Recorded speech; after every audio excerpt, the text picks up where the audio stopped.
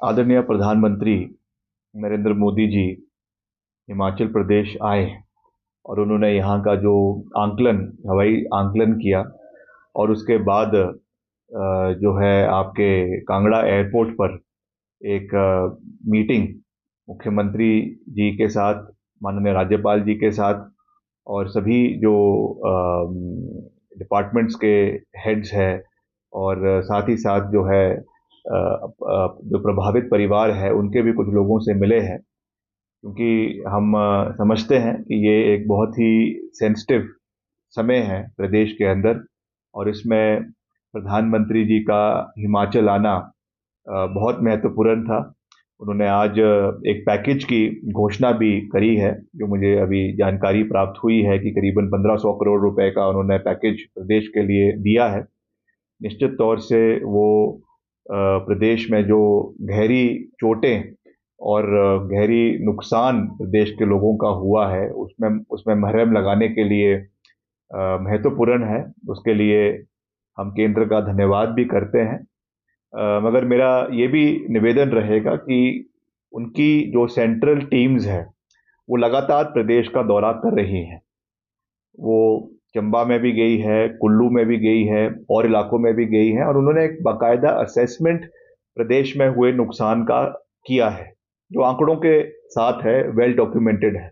इसके साथ साथ प्रदेश के लोक निर्माण विभाग का भी बहुत बड़ा नुकसान हुआ है, जल शक्ति विभाग का बहुत बड़ा नुकसान हुआ है और लगभग लगभग कुल मिलाकर जो है करीबन 4000 करोड़ का तो केवल नुकसान जो है वो पीडब्ल्यूडी डिपार्टमेंट का है।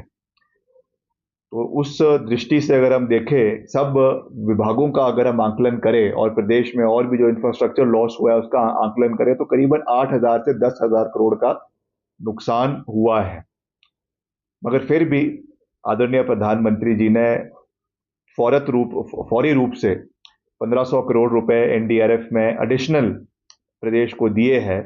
इसका हम धन्यवाद करते हैं, मगर देखना ये भी इसमें अनिवार्य होगा, क्योंकि अभी ऑफ हैंड ये बात है, मगर इसमें देखना ये भी महत्वपूर्ण होगा कि जो एनडीआरएफ में और एसडीआरएफ में जो ग्रांट्स प्रदेश को हर राज्य को मिलती है, ये अमाउंट उससे ओवर एंड अबव है या उसी में इसको प्रीपोन करके जो है ये पैसा सैंक्शन करवाया गया है। तो अभी इसके ऊपर, क्योंकि अभी स्थिति सारी स्पष्ट नहीं है, तो उसके ऊपर मेरा कुछ कहना मैं समझता हूं कि उचित नहीं रहेगा। मगर फिर भी हम लोग, हिमाचल के लोग एहसान फरामोश नहीं हैं और आदरणीय प्रधानमंत्री जी ने जो आज 1500 करोड़ रुपए की घोषणा की है, उसका बतौर प्रदेश के लोक निर्माण मंत्री होने के नाते मैं प्रधानमंत्री जी का और केंद्र सरकार का धन्यवाद भी करता हूं और साथ ही साथ उनसे ये विनम्र निवेदन भी करना चाहूंगा, क्योंकि स्केल ऑफ डेविस्टेशन, जिस स्तर का नुकसान प्रदेश के अंदर हुआ है वो बहुत बड़ा है। तो उसमें और भी जो सहयोग अकॉर्डिंग टू दी, जैसे मैंने आपको कहा कि जो टीम्स ने जो आंकलन किया है उसके बेसिस पे जो नुकसान प्रदेश में हुआ है उस पे और भी सहयोग आने वाले समय में करे। मैं समझता हूं कि इस दृष्टि से हमको आगे बढ़ने की आवश्यकता है। पीडब्ल्यूडी में करीबन करीबन जो है 4-4.5 हजार करोड़ का नुकसान हुआ है। मैं रेगुलर इसकी अपडेट्स प्रदेश में दे भी रहा हूँ। पिछले कल भी मैंने पूरा आंकलन भी किया, साथ में जो सड़कें खोलनी है उसका भी हमने पूरा वो रखा है कि किस तरीके से सड़कों को खोला जाए। उसके लिए मशीनरी लगी हुई है, जेसीबी मशीन्स लगी हुई है। हर तरीके से हम पूरा प्रयास कर रहे हैं कि लोगों को पूरा समर्थन दिया जाए और कहीं ना कहीं सड़कें खुल भी रही है, मगर फिर भी मौसम खराब होने की वजह से थोड़ा उसमें डिले भी हो रहा है। तो हम पूरा प्रयास कर रहे हैं, मगर फिर भी जैसा मैंने कहा कि करीबन 4,500 करोड़ का नुकसान केवल मात्र पीडब्ल्यूडी का हुआ है, मगर फिर भी हम पूरा सकारात्मकता से आगे बढ़ने का प्रयास कर रहे हैं और जो भी डैमेज रोड्स है, ब्रिजेस है, उनको रिस्टोर करने का, बहाल करने का पूरा प्रयास किया जा रहा है। जो जो अफेक्टेड फैमिलीज है या जो जिनके परिवार में दुर्घटना हुई है, डिसीज्ड लोग हैं, उनको ये फौरी राहत दी है, उसके लिए मैं धन्यवाद करता हूँ। उसमें उसमें जो तय जो गाइडलाइंस है उसके तहत प्रदेश सरकार भी इसमें पैसा देती है। जो हमारा जो भी नुकसान, जहाँ पे खास करके कोई मृत्यु हुई है, कोई एक्सीडेंट हुआ है, कोई क्लैमिटी हुई है, उसमें जो डिजास्टर रूल्स के तय मापदंड है उसके उसके तहत पैसा दिया जाता है।